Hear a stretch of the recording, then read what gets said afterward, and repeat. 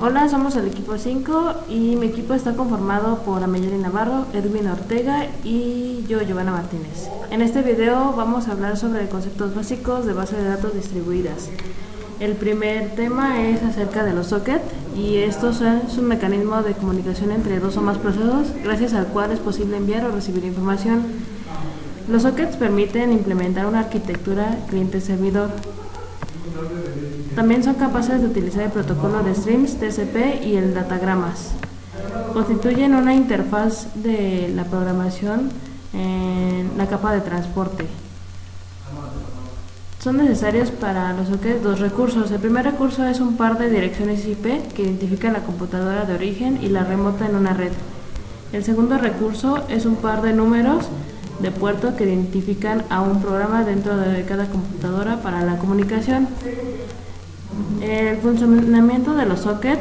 El primero, el servidor se ejecuta y únicamente espera escuchando a través de un puerto específico a que un cliente haga una petición. En el segundo, si el cliente conoce la dirección IP del servidor y el número de puerto en el cual está escuchando, entonces puede proceder a realizar una petición de conexión al servidor. En el tercero, el servidor acepta la conexión y crea un número socket sobre un puerto diferente para atender de manera particular las necesidades del cliente que se conectó. En el cuarto, ahora el cliente y el servidor pueden comunicarse desde sus respectivos sockets. Y aquí tengo una imagen en donde se explica cómo es que sirven los sockets. RPC es la transferencia sincrónica de datos y control entre dos partes de un programa distribuido a través de espacios de direcciones disjuntas. Por medio de los stubs servidor se conoce como skeleton. Estos stubs y skeleton permiten que al momento de ser invocada la función remota, esta pueda ser Q simulada localmente Q.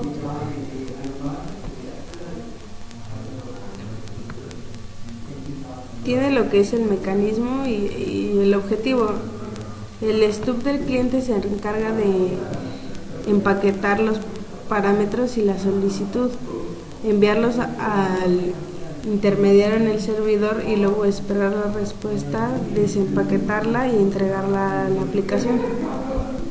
El programa principal de servidor, que incluye el stub y el dispatcher, se encarga de recibir peticiones, desempaquetar los parámetros, invocar la función solicitada, pasarle los parámetros, luego obtener el resultado, empaquetarlo y enviarlo al cliente. Las rutas de realización de datos cliente y servidor pueden ser de arquitectura diferente y no compatible. Servicio de binding gestiona la asociación entre el nombre del procedimiento remoto y su versión, con su localización en la máquina servidor, dirección, puertos, skeleton, etc. Algunos de los objetivos es proporcionar un middleware que simplifique el desarrollo de aplicaciones distribuidas, evitar que el programador tenga que interactuar directamente con la interfaz del socket, abstraer, que es ocultar los detalles relativos de la red. El servidor ofrece procedimientos que el cliente llama como si fueran procedimientos locales. Esos son algunos objetivos. Y bueno, aquí tenemos otros, pero solo mencionamos los principales.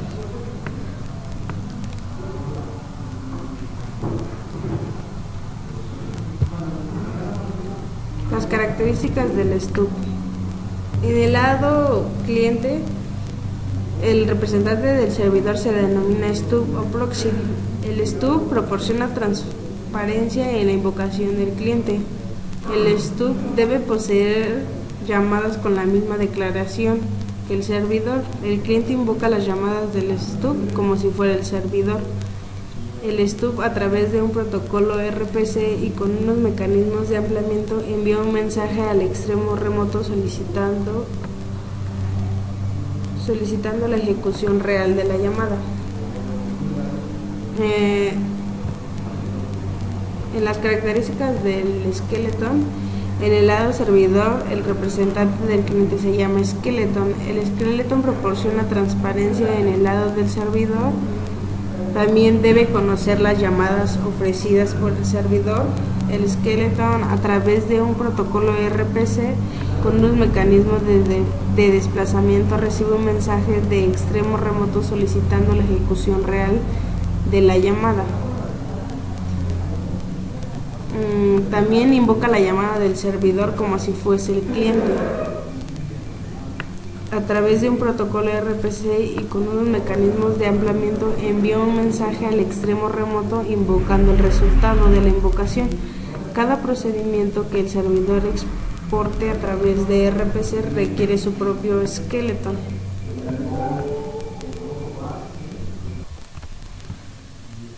Aquí tenemos una imagen que nos explica más o menos cómo es el proceso.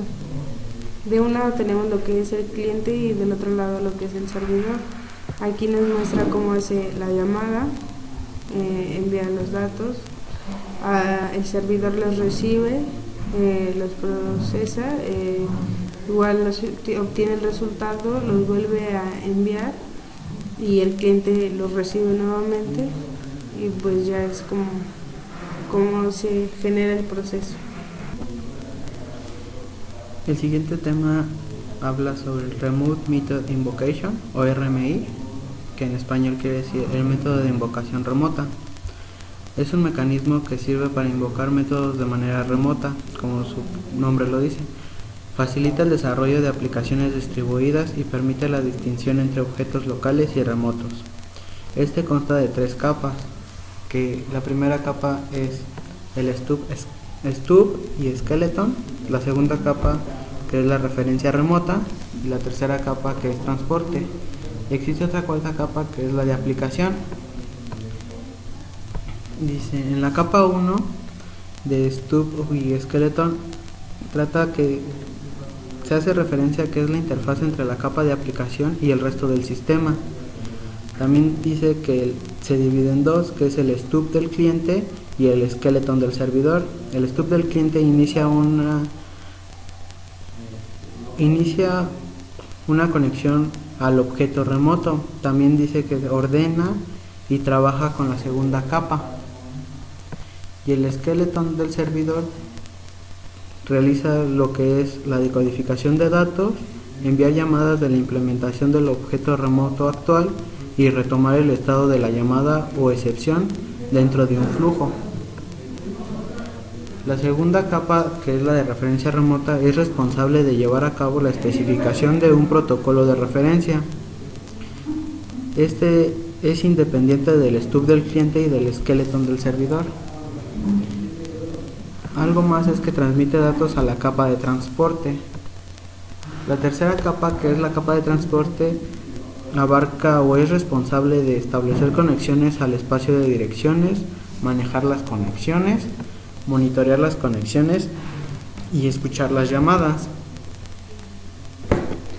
Algo más que podemos agregar es que existe otra alternativa para el cual podemos hacer el intercambio de datos, que es similar a RMI, que en este caso es CORBA, que es un estándar para la interoperación de objetos en ambientes cliente-servidor. Los objetos CORBA pueden residir en cualquier parte de la red, empaquetados como componentes binarios que los clientes remotos pueden accesar vía invocación de métodos. Esto es totalmente transparente al cliente. Bueno, ahora vamos a explicar acerca de COM. Primero, COM en Microsoft es la comunicación entre objetos de ordenadores distintos en una red LAN y WAN, incluso en Internet. Ahora con DCOM, una aplicación puede ser distribuida en lugares donde dan más sentido al cliente. Su arquitectura es una extensión de COM y este define cómo los componentes y sus clientes interactúan entre sí. Esta interacción es definida de tal manera que el cliente y el componente pueden conectar sin necesidad de un sistema intermedio. El cliente llama a los métodos del componente sin tener que preocuparse de niveles más complejos. La resolución de estos problemas de COM es que tenía que resolver aplanamiento, serializar y deserializar los argumentos y valores del retorno de las llamadas a los métodos sobre el cable. También hizo la recolección de basura distribuida, asegurándose que las referencias mantenidas por clientes de las interfaces sean liberadas cuando, por ejemplo, el proceso cliente ha caído o la conexión de red se pierde. Bueno, DECOM, aquí se explica en la imagen que el protocolo de DECOM Network, y que COM pues tiene las librerías para que si el cliente tenga más acceso a la distribución.